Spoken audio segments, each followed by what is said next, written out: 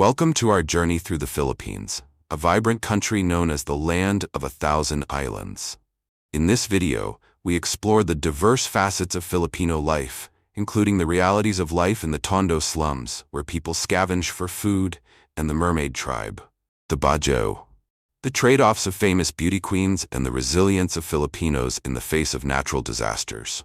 All of this promises to make for an interesting read. Subscribe to our channel and let's explore. 1. Nation of 1,000 Islands. The Philippines is known as the Nation of 1,000 Islands because it consists of about 7,641 large and small islands divided into three main groups: Luzon, Visayas, and Mindanao. Of these, only about 2,000 are inhabited. The islands of the Philippines are located between the West Philippine Sea, the South China Sea, and the Celebes Sea, forming part of the Pacific Ring of Fire.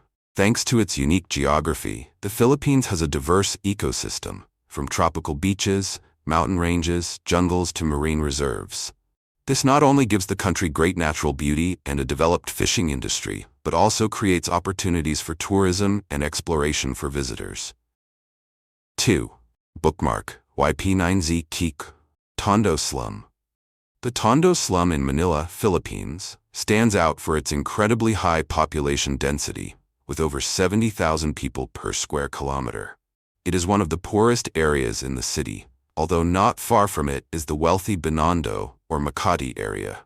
In this slum, the houses are mostly makeshift, made from recycled materials, old iron and steel, rotten wood, and plastic tarpaulins. Families living here lack everything from infrastructure to basic amenities such as electricity, clean water, and drainage systems. They still struggle to make ends meet, mainly by collecting trash, trading in second-hand goods, or engaging in low-skilled jobs such as street vendors, construction workers without contracts. Some people even have to make a living by engaging in illegal activities, thinking of restrictions such as stealing or prostitution. The total income of a family of 5 can be as little as $300 a month.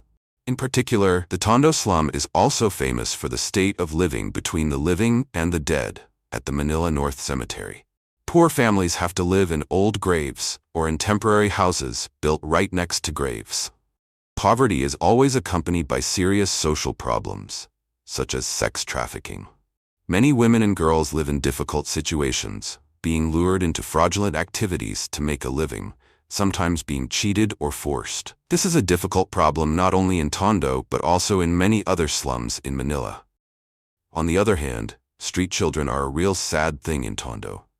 Many children do not have a roof over their heads, having to wander the streets, in slums, or living with their families in poor conditions. Some children are kidnapped or drawn into gangs engaging in criminal activities such as robbery, drug trafficking, or even prostitution. Fire is a constant danger in these areas, especially in the scorching summer heat of 32 degrees Celsius. It is not uncommon to see children digging through the rubble of a burned-out house to find anything useful. Crime is rampant in these areas, causing conflicts between groups, drug trafficking, and running other illegal activities. Despite the help of NGOs and local authorities, life in these slums remains challenging, and the pain remains unresolved. Number 3. Bookmark C7VJ, Food from Garbage. In the Philippines, especially in poor areas like Tondo, many people face food shortages and have to find ways to survive under difficult circumstances. One of their popular foods is pagpag, which is usually chicken pieces, bones, or other leftovers that diners don't finish. Poor people will rummage through trash cans or even the dumps of restaurants, hotels, and supermarkets to find these leftovers. Once found, they will take them home, wash them, and reprocess them into simple dishes to feed themselves and their families. Cooking with vinegar and salt helps preserve them and reduces the risk of bacterial contamination. Adding strong spices also reduces the stench of spoiled food. In recent years, pagpag has even become a profitable business. Garbage pickers used to only care about what could be sold, but now they focus on expired food from fast food chains and supermarkets to sell to shop owners to reprocess. Even the leftover food bags still have the teeth marks of others. Pagpag used to be the last resort for the residents of the slums when they were on their worst days, not earning enough money to buy themselves some rice. But with the current inflation situation, pagpag has become everyone's daily meal. If you search for stories about pagpag, you can hear familiar shares like this from people who have to eat it every day. If you have a good immune system, you rarely get sick, then you don't need to spend money to buy food at the market. Sometimes we find rice, cooking oil, soy sauce in the trash, and it's completely free. Sounds heartbreaking, right? They are willing to risk their health and lives because some restaurants spray disinfectant on food before throwing it away. Therefore, those who eat that food are at risk of getting sick or, more frighteningly, saying goodbye to this world. Number 4. Strong resilience. Located in the Pacific Ring of Fire, where there is a lot of seismic and volcanic activity, the Philippines is often faced with natural disasters. It is one of the countries most affected by tropical storms in the Southeast Asian region. Storms usually occur from June to November each year, especially during the rainy season. Storms can cause great loss of life and property, disrupt lives, destroy homes, infrastructure, and farmland. The strongest typhoon in the history of the Philippines, Haiyan Yolanda, 2013, caused severe damage to coastal areas and killed thousands of people. The Philippines is located in a seismically active area, so small and medium earthquakes are inevitable. In addition, the country also faces tsunamis and volcanic disasters. One of the most famous eruptions was the 1991 eruption of Mount Pinatubo, considered one of the largest eruptions of the 20th century, causing severe devastation and affecting the global climate. Despite facing frequent natural disasters, the resilience of the Filipino people has helped them overcome and restore their lives. They have also learned from previous events to build early warning systems and improve their response methods to natural disasters. An example of the Filipinos' adaptation to the environment is in coastal areas such as Pampanga, where land subsidence and sea level rise are faster than the global average, turning farmland into salt water. People have come up with a method of converting rice fields into crab ponds. Mud crabs are raised in large numbers, 5,000 to 10,000 at a time, and are more economically valuable than rice. Number 5. Autonomous Islamic Region. The Bangsamoro Autonomous Region in Muslim Mindanao, BRMM, is the only autonomous region in the Philippines, established in 2019 following the enactment of the Bangsamoro Organic Law, BOL. This region comprises 5 main provinces: Basilan, Lanao del Sur, Maguindanao, Sulu, and Tawi-Tawi, with a population primarily consisting of Moro Muslims. BRMM enjoys significant autonomy in managing political, economic, and natural resources and in implementing Islamic laws for family matters alongside national laws. The establishment of Bangsamoro is the result of a prolonged negotiation process spanning 20 years and 4 presidential administrations, aimed at ending the conflict between the government and armed Islamic groups such as MLF and MNLF. However, the region still faces numerous challenges, including security issues due to the presence of extremist groups, underdeveloped infrastructure, and economic struggles. Despite these difficulties, Bangsamoro represents the Philippines' most significant effort to promote peace, stability, and development in the southern region, offering hope for a more inclusive and prosperous future. 6. Law prohibiting divorce. The Philippines is one of only 2 countries in the world, alongside Vatican City, where divorce is not legally permitted, reflecting the deep influence of Catholicism and traditional values on its society. Instead of divorce, the legal system recognizes limited options such as annulment and legal separation. An annulment declares a marriage invalid from the beginning, usually based on grounds such as lack of voluntary consent, mental incapacity, or fraud. Legal separation, on the other hand, allows couples to live apart and divide their assets but prohibits them from remarrying. While this strict policy upholds the sanctity of marriage, it poses significant challenges for individuals trapped in toxic or abusive relationships, especially victims of domestic violence. The process of obtaining an annulment is often complicated, lengthy, and expensive, making it inaccessible to many, particularly those from low-income backgrounds. In recent years, there has been growing public support for the legalization of divorce, driven by stories of individuals seeking a second chance at happiness after enduring unhappy or harmful marriages. Some legislators have proposed divorce bills to address these issues, but such efforts have faced strong opposition from conservative Catholic groups and political figures.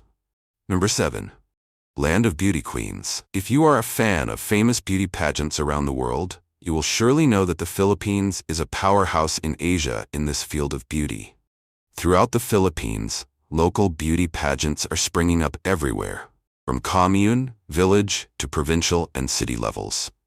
However, unlike many countries where beauty queens are just winners of television shows, in the Philippines, they are treated like stars, even important figures, with honors such as meeting heads of state, being honored as heroes, and having the opportunity to interact with the rest of the world. This is the shortest path to change your life and have the opportunity to change your life. Therefore, many young girls, despite their difficulties, are encouraged by their parents or relatives to participate. However, the road to the crown requires a large sum of money, about 500,000 to 700,000 pesos, which is more than 8,500 to 12,000 USD. Therefore, many girls do not hesitate to sell their images, borrow money, or even sell land to have money to compete, hoping to change their lives. If they do not win, they have to pay off their debts. However, the challenges do not stop at financial matters. Contestants often receive indecent offers, including paying for sexual relations. In addition, during the preparation for the competition, they are completely isolated from the outside world, not allowed to contact their families or use the phone. There are even sponsors who harass them with daily calls, inviting them to be their girlfriends or spend the night. Number 8. World's largest exporter of nurses.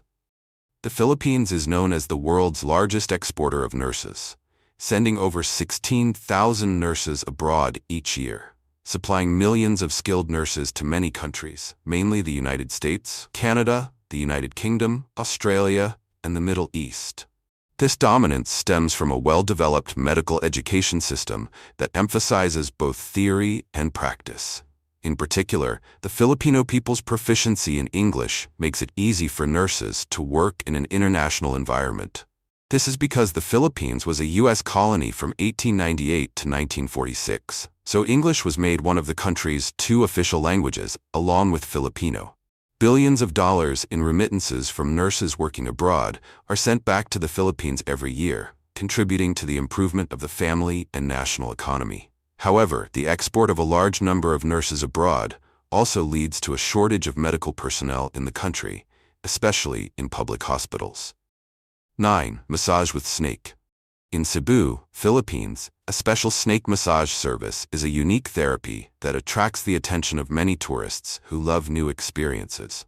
This method is often performed at animal conservation parks or ecotourism centers, where large, non-venomous snakes, about 5 meters long and weighing 10 to 50 kilograms, are placed on the back, shoulders, or legs of customers. They move naturally, creating a feeling of gentle and relaxing pressure, while also stimulating blood circulation. Throughout the process, experienced staff always supervise to ensure the safety of customers and control the behavior of the snakes. Many people describe the initial feeling as nervous, but after getting used to the snake's movements, they feel excited and comfortable. 10. The mermaid tribe. The Bajo people are known as skilled free divers due to their exceptional freediving abilities. Regardless of gender or age, both young and old Bajo people are passionate about diving. They can spend up to 8 hours a day diving deep into the sea, with some even spending up to 60% of their time underwater. While a professional diver can only dive to a depth of around 5 meters, members of this tribe can dive anywhere between 12 meters to 20 meters. Recent studies have shown that the bodies of the Bajo people have adapted to their underwater lifestyle. Internal organs have evolved, such as an enlarged spleen, which helps increase oxygen in the blood while diving. During a dive, their heart rate slows down, and blood is directed to vital organs. Thanks to the larger spleen, which holds more oxygen-rich red blood cells, the Bajo people are able to hold their breath for longer periods. Bajo children begin free diving at a very young age. Some babies, as young as 3 or 4 years old, follow their parents to the sea to practice diving. Their lives revolve around fishing with rudimentary homemade tools. In addition to fishing, they also dive to find sea cucumbers, pearls, and sea urchins, precious products that they trade for food on land. As we've seen, the Philippines is a country of contrasts, beautiful islands, rich traditions, but also significant struggles that many of its people face. From the poverty of Tondo to the resilience of the Filipino people, there's a lot to learn. If you found this journey through the Philippines meaningful, don't forget to like, comment, and subscribe for more stories from around the world. Thanks for watching, and we'll see you in the next video.